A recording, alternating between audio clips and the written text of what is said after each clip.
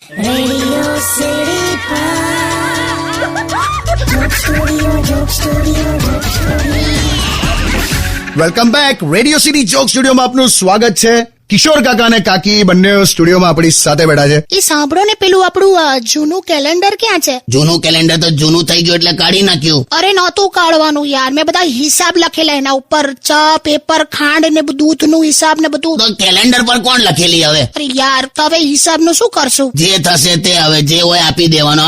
આ દેશમાં અમે છે ને બકા હિસાબ સમજવા માટે બહુ ભયંકર બુદ્ધિ જોઈએ. મને તો સમજ જ નહીં પડતી. એટલે શું થયું, શું કહેવા માંગો છો? હમણાં નવું બિલ પાસ થયું ને ઇકોનોમિકલી વીકર સેક્શન માટે. હા, 10% અનામત વાળું. હા, તે તમે 2.5 લાખ થી વધારે એન્યુઅલ ઇન્કમ હોય તો તમે ટેક્સ લેવાનું ચાલુ કરો છો, અને 8 લાખ સુધીની એન્યુઅલ ઇન્કમ ને ઇકોનોમિકલી વીકર સેક્શનમાં ગણો છો. તો મારું હારું આ બેસતું નથી મારા મગજમાં કઈ. શું, મને તો ખબર જ ના પડી. અત્યારે એ જ ચાલે.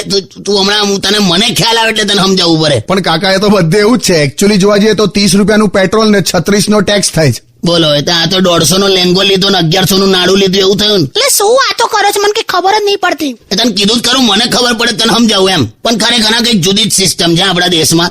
કાર ચલાવવા પહેલા લાયસન્સ હોવું જરૂરી છે, અને લાયસન્સ લેતા પહેલા કાર આવડવી જરૂરી છે. એ કેવું લા? મને નહીં ખબર. સ્ટે ટ્યુન્ડ વિથ કિશોર કાકા only on radio city 91.1. Joke Studio. Only on